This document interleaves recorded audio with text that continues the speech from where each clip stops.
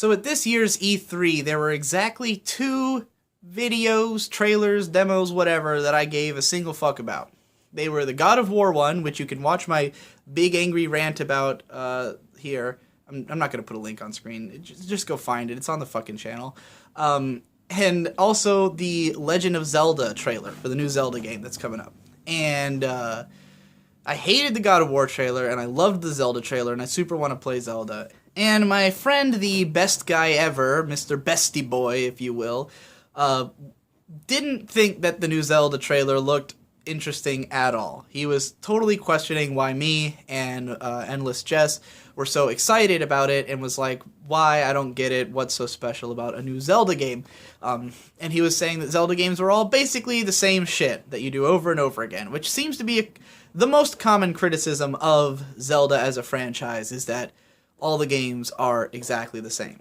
Now, it was interesting trying to sort of refute this criticism while talking to Nate, while also having just made this God of War video, where I complained a lot, both about the old God of War games all being the same, and about the new one being different in ways that didn't make sense. And I want to explain why I have such a problem with the God of War games, but not with the Zelda games, because I don't think the Zelda games are that much alike, really. And it's a matter of the difference between what you do and how you do it. Because to look at the God of War games, what you do in the first 3 games is you get into these sort of arena fights with a bunch of monsters. You mash buttons, attack them with your weapons, kill them in these scripted event kills, and then you go to fight bosses and do little change-up scenarios where things aren't quite what the normal gameplay is, like a puzzle or a writing on the back of a harpy or some shit. You know, you do all those things, and you do them in the exact same way in each God of War game. God of War 2 is just God of War 1 with better graphics and slightly different scenarios. You know, instead of fighting this god, you're fighting that god. Maybe sometimes the camera angle's a little bit different, or the way you explore the stage is a little bit different. I remember one of the most memorable and interesting bits in God of War 2 is a part where you fight, I don't remember who it was, but you fight him in like a side-scrolling battle. Like you go up into this room, and then it turns into like a 2-dimensional plane that you fight the guy on for a little while, and it's presented with this really great cinematography, and it was like, whoa, this feels totally different from what I've been doing up until now. But for the most part, the what and the how of the God of War games was all the same, and so playing through God of War 2 just felt like, well, this is really just God of War 1, but with a little bit more of it, you know? And then with God of War 3, it was like, alright, I'm fucking sick of this by now. So the thing about God of War, the new one, what makes it not interesting, in spite of the fact that it is a new take on the idea, is that the new take on the idea is just to become another type of game that I've been playing consistently for the last almost decade now.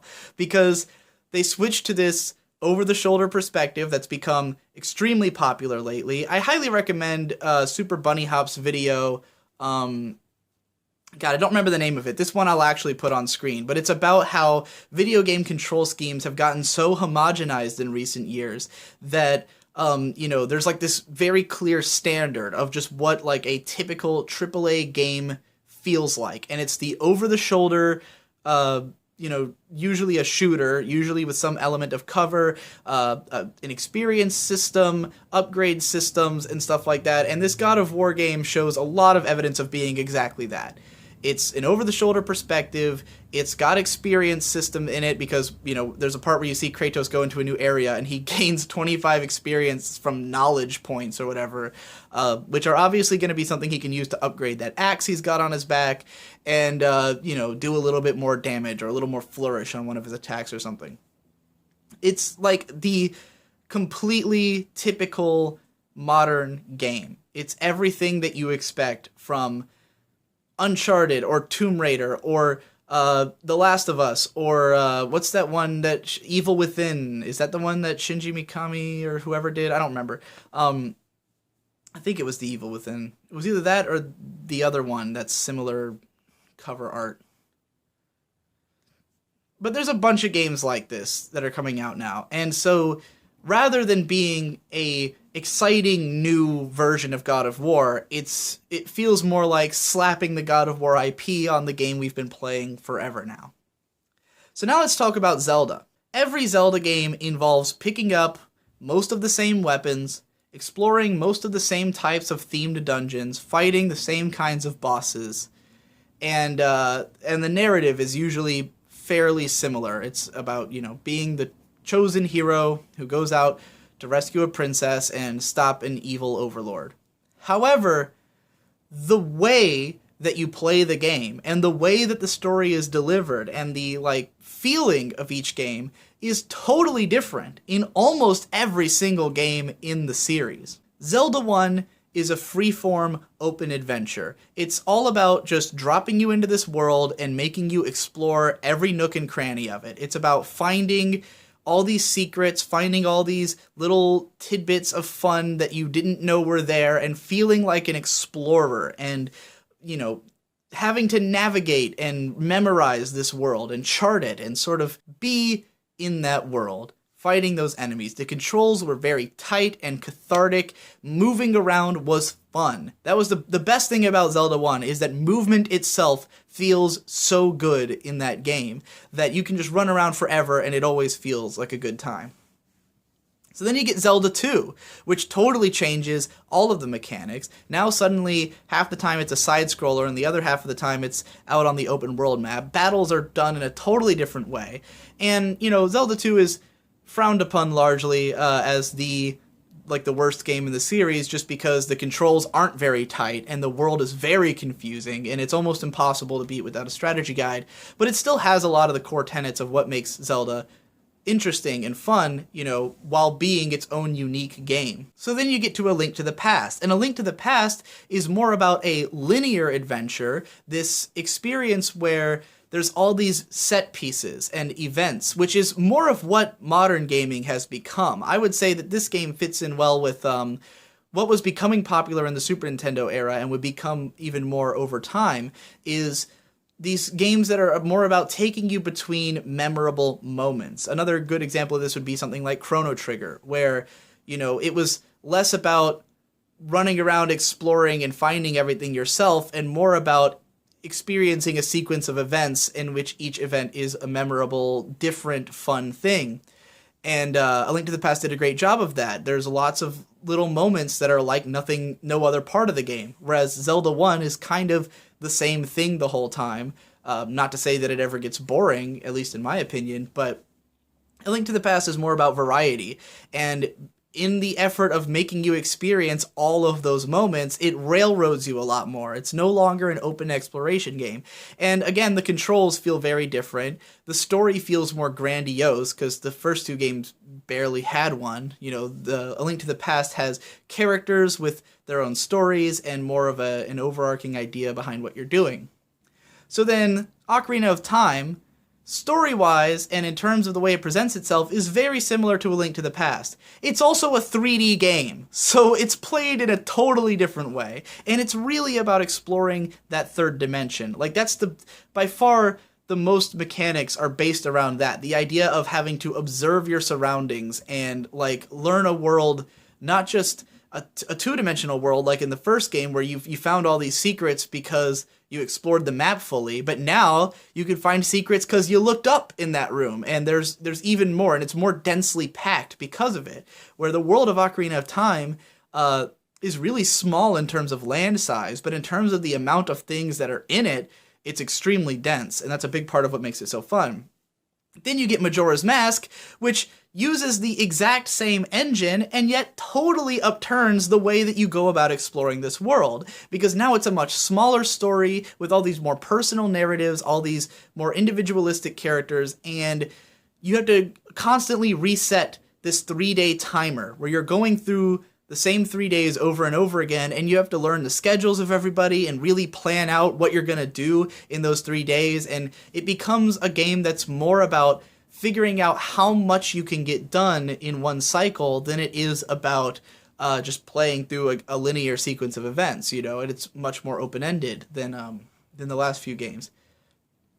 Link's Awakening DX on the Game Boy Color is similar to A Link to the Past in terms of mechanics and design ideas, but at the same time, it's very much a scaled down game, deliberately so, because it's supposed to be a breezy, fun Game Boy game. It's really built to be portable. It's a much smaller story without much sense of urgency. It's more about this weird, sort of dreamlike experience that Link is having on this island, and less about an epic saving the world quest. And I think that the design of the game reflects that. It feels much smaller and more compact, and like it was meant to be played in small chunks, you know? There's a ton of dungeons, and they're all really short, so you could really beat them in one sitting and, you know, not have to think too deeply about what was going on, or strategize too much, or have to go get a bunch of items and prepare yourself in the way that you might have to do in A Link to the Past. So it changes the way you play. Oracle of Ages and Oracle of Seasons, then, are like a mix between the two. They're like somewhere between Link's Awakening and A Link to the Past, and they started involving these more mechanics that were about shifting the nature of the world. And so now it's not just about memorizing the world, but about memorizing different versions of it. And we started to see that in A Link to the Past, where you had the dark world, light world thing, and, you know, it was about seeing this change in the world. And Ocarina of Time did the same. But both of those, it's more about, like, just observing that in, like, a narrative sense of saying, like, huh, the world looks like, wow, this is what happened to the villagers after the last 7 years, or, oh, Dark World is like a fucking nightmare, you know? But then, with Oracle of Ages and Seasons, it's more about mechanically changing the world, where you need to know your way around because things will be so different in each of the different, you know, time or season periods that, you know, it affects the way you navigate. So it does a lot more with that concept. Then you have The Wind Waker, which took the idea of this densely packed Zelda world and said, what if we made it enormous? And you get around by boat, and you have this sense that you're traveling this much greater distance, that you're on this much bigger adventure, this bigger feeling in scale adventure. And, you know, they accomplished a game that, while it doesn't feel as tight and, like, cohesive as the previous games, it has this feeling that you can't really get from almost any other game of just traveling these great distances and sort of achieving this zen when you're sailing around, as Yahtzee has often described it. And the story and characters in that game have a lot more personality, because it's this, like, post-apocalyptic Zelda where all the important stuff has happened in the past, and now you're just kind of, like, reliving the characters from the past. Like, you know, it's like descendants of them sort of reenacting what went on before. Ganon has much more interesting motivations than ever. Zelda is a fucking pirate, and Link is a fun cartoon character with, like, you know, a family and more of an arc to his narrative than he ever had before. He's got a fucking sister and a grandma to worry about and stuff like that. So it definitely has a different feel to it, and obviously graphically a massively different feel as well. Then you've got the Minish Cap, which is sort of like the older Game Boy games, but it's got this, once again, like a pulled back, smaller feeling story, even though it does have, like, you know, a sort of apocalyptic villain. But then it's really all about this shrinking mechanic where you become small and experience the world in a different way. But rather than it being that the world is transforming, it's more that you're understanding the minutia of what's going on in that world a lot better. Because you can go into someone's house, shrink down, and then go experience that house as someone else's house, as these little Minish people's house.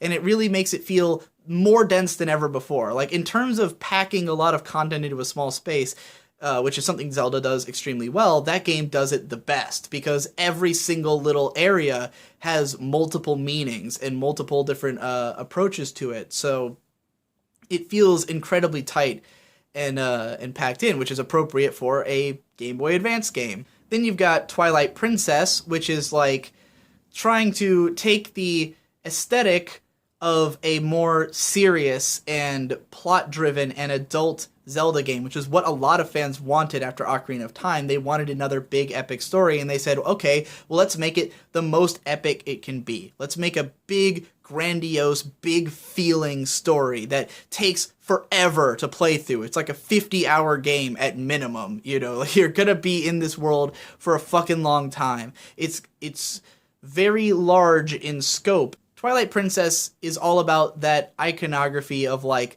Link on horseback traveling this grand world and finding all these dungeons out there in the distance and like exploring everything that Hyrule has to offer in service of this big story of saving the world. And there's a lot more high stakes and a lot more darkness in the story, a lot more death in the story.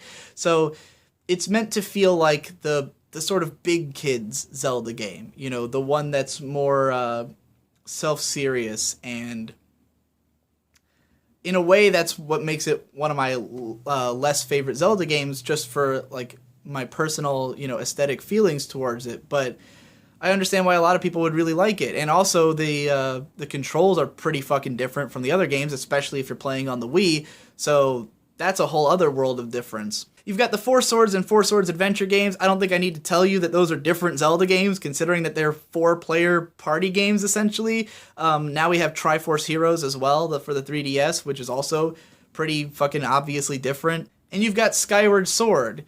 Now, Skyward Sword, once again, went for more of this big, epic adventure feeling. And it kind of, if there was any Zelda game I was going to say wasn't that different from the one that came before, Skyward Sword isn't too different from Twilight Princess in the way that it presents its world and its story as like a big important thing, though the art style is pretty different. And it just has a lot of mechanical ideas that didn't quite click, because the Wii controls are fucking weird and confusing and don't work for a lot of people. And the running mechanic with the stamina bar is just bizarre. So, like, I understand that if Skyward Sword is the last Zelda that you looked at and you're worried that the next one will be like Skyward Sword, I understand some concern over a new Zelda game. But I think that Skyward Sword, I mean, obviously lots of people love the game, and it was critically extremely well received.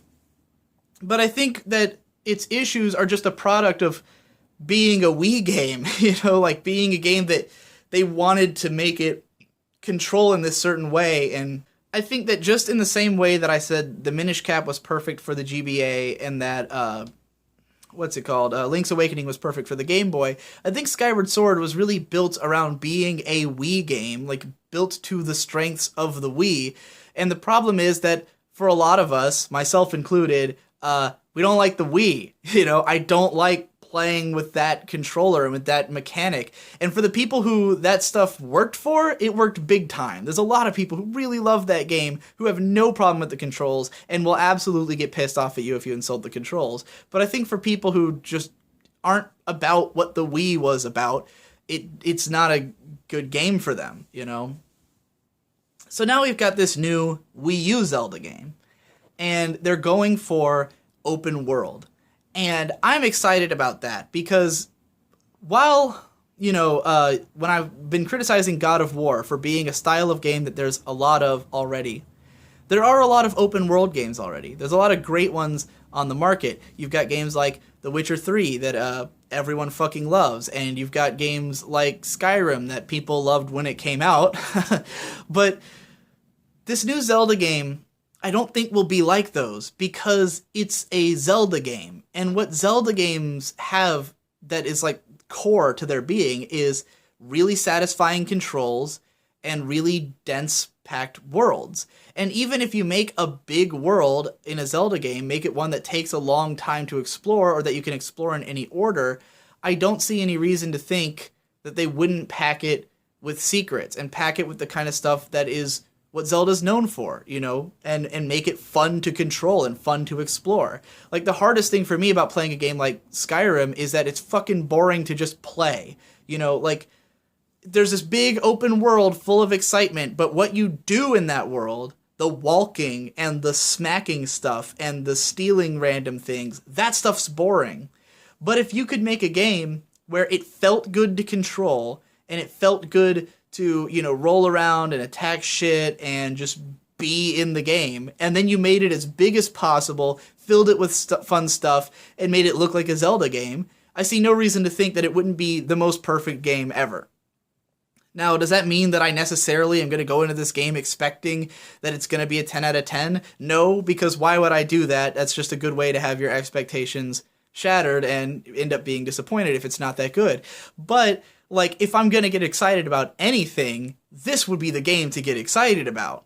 Because, to me, yeah, I know that this game is going to have the same items as every other Zelda, the same dungeons, the same bosses, all that bullshit. I don't care. That stuff is not what makes Zelda interesting to me. What makes Zelda interesting to me is the unique elements, the unique feeling of each game, of seeing the world in a different way from how you've seen it before, you know? Like, I think it would be incredibly short-sighted of anyone to say that, like, Ocarina of Time and Majora's Mask are, like, the same game. You know, they are built on the same engine, but the way that you experience the worlds in each game are so different that it really goes to show you how much mechanics matter and how much those other elements don't, because, like, in spite of being, like, mostly built of the same components, it feels so different from Ocarina of Time that it's almost like you have to forget that they're built from the same component parts, you know? And I think every Zelda game feels pretty different. I'm not going to say all of them are all completely, wildly different. A Link Between Worlds is supposed to be like A Link to the Past, and it has a different gimmick, you know, in that you can attach yourself to walls, and they do a lot with that and make it so you explore the world in a different way than you have before. But it still, by and large, is like A Link to the Past, you know? And I think that the Game Boy games are fairly similar to A Link to the Past. I'd say that, you know, Twilight Princess isn't so much different from Ocarina of Time that you would consider them unrelated to each other. But the feeling of all these games is different. It's not like God of War 1, 2, and 3, where it's the same thing, the same feel, the same emotions, the same you know, type of play. The idea of a new Zelda game being something wildly different is exciting, because it's not going to feel like Skyrim. It's not going to feel like The Witcher 3. It's not going to feel like another open world game you've played before. And it's also not going to feel just like every other Zelda, because while it will have those core elements that make Zelda great, it will also be an open world game for the first time since Zelda 1. So that's what I'm excited about, and why I think that game looks so interesting, whereas the new God of War looks like a giant piece of shit. Hopefully that is understandable.